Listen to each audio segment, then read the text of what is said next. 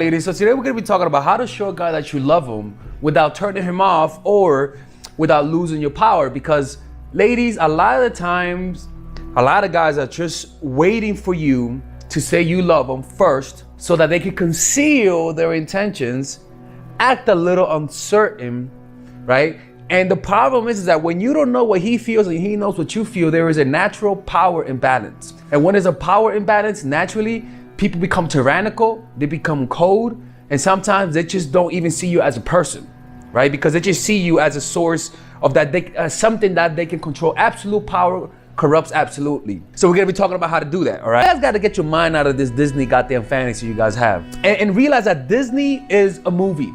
Disney is not reality. That's why it's called Disneyland, Jesus Christ. And when it comes to love, it's not about being direct. Because when you're too direct with love, it can be suffocating. It's more about suggesting love. That is more exciting than anything else. And the goal for you when you express your love to somebody is not to leave them completely certain of your love. Now, mind you, it depends who you're messing with. A ball hog who never passed the ball once told me this: know your clientele. If the person who you're talking to is verbally and physically abusive, be careful with doing this, and it's better yet to move away from that kind of guy. But that's for a whole nother story. What you want to do is leave a little doubt of your love. Leave a little sense of doubt by showing your love with your actions and not showing it with your words. You send a little mixed signal. But why is that? Everybody in the world is too direct. Everybody in the world can't control their tongue. So they say, I like to be direct with people. I like to show them that I love them. Not because you're thinking of them, but not because you're trying to seduce them and give them a good experience, but because you can't control yourself. It's more selfish. And the real goal behind the seduction, behind making your lover fall for you, is to create a little bit of confusion. Because by doing that, you make them feel alive. Those are emotions that make a guy feel alive. It's better to feel those emotions than feeling nothing. And that's why when you don't do that, it becomes boring, because everything is predictable. Your emotions do not shoot up and down from time to time. Love is to be something that makes you feel alive from time to time. So what I want you to do is learn to speak less with your words about how you feel and more with your actions. Right? And learn to speak less about how you feel until he has proven himself. Until he has said things that is obvious that he loves you. You want him to make the first move. And I am not saying, do not misunderstand what I'm saying. I am not saying that you don't show it with your actions. You have to show a guy you love him with your actions. What I'm saying is that you don't show it with your words. That's all I'm saying. So what you could do is, if you're gonna show him that you love him, show him that you love him through your attention to detail. Notice the things that he loves. Notice the birthdays that he has. Make him the things that he likes, the food that he enjoys. Take him to the spots that he says he wish he could have gone. Give him the gift that nobody has given to him because they don't pay enough attention. But don't say it with your words. You ruin everything by saying that I love you with your words. It's better to receive a gift from somebody who we don't feel the pressure of love, right? Because at least for me, I'm not speaking for every guy, but it's much better for me not to know that you love me, and then you're giving me things that you paid attention to, because then it's more of a, okay, like, this is surprising. I didn't expect this from her, right? But then once you give him that experience, once you show him that you have attention to detail, you make sure that you give him that space. You take a break, a week or so. You say, I'm a little busy. You say, I have a little more work to do. You say, I'm a little tired. You say, I need to be alone for a while, right? All of that is confusing. You gave him that feeling of high. Oh my God, she did this for me. She pays attention. And then you give him that little uncertainty because you're a little busy. You're a little quiet. You don't want to talk much. But it has nothing to do with you, baby. I'm just a little tired. Without a doubt, he's going to find a way to blame himself. And he's going to ask himself, what did I do?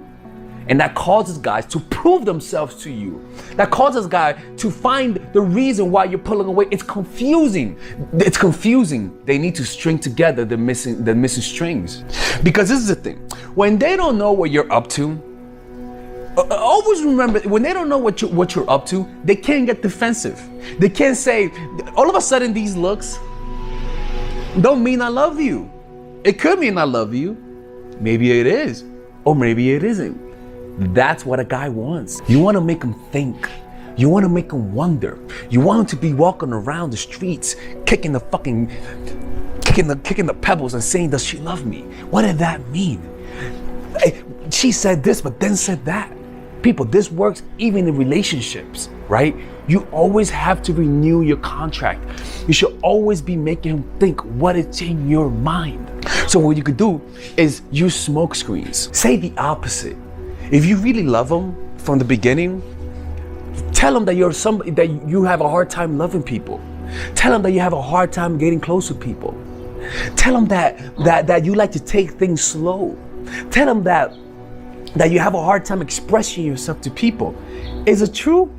Who the fuck cares? The point is that you want him to be trying to figure things out in his mind. When you make things so easy by saying, I love you, so you smoke screens.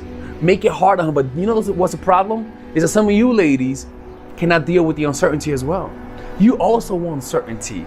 You also want it easy, and that's why you can't really do what I'm saying. The way to show a guy that you love him and maintain your power and not make him pull away is to speak less with your words and speak with your actions. Show him that you love him with your actions, but not with your words. From time to time, show a little disdain from him. From time to time, act like you are annoyed by him and pull away. But just like your mama, when she got pissed off at you and whooped your ass, she still came home and said, here's dinner. She still made you your favorite meal even after she was mad. Maybe that's not healthy, right? But you get the gist of it. Stop sending direct signals, send indirect mixed signals.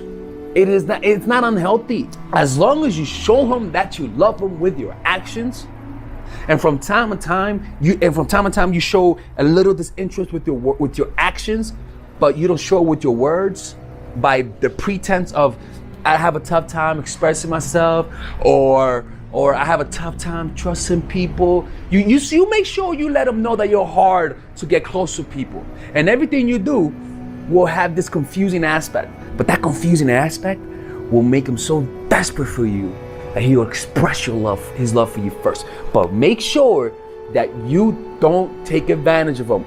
Show him that you love him with your actions. Now, there's a caveat for this. Make sure that you show him that you love him after 2 or 3 months of the relationship, after he has proven himself to you, after he has been consistent. If he's starting to be inconsistent, throw this shit away. You know what I'm saying? This is only for the guys that have proven themselves to you and you feel like it's time to open up, but you should never be too sure. Always open up, 1 step forward, half a step back, and then take another step forward and then another half a step back. Always keep him wondering what is in your mind, so that he could completely think of you all the time, because he cannot understand you. That is how you keep him in his mind. That is how you show him that you love him without losing your power. It doesn't mean this is easy. You gotta control yourself. You gotta stop being selfish and always trying to say, how can I relieve my emotions? And think of them. And you'll notice that this is an art, not an emotional experience.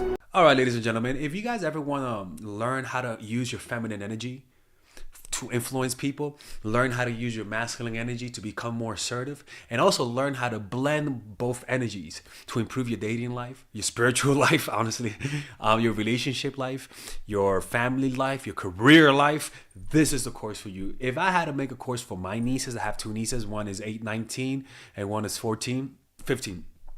16. Holy shit. Oh my God, he's a bad fucking uncle. He's a bad uncle. Get him. Shut up, Melissa. You should get this course, right? And this is the course that I will make for them. So, for example, watch the curriculum, right? In the first week, we're going to be showing you how to establish a strong masculine foundation without letting it hurt your feminine energy.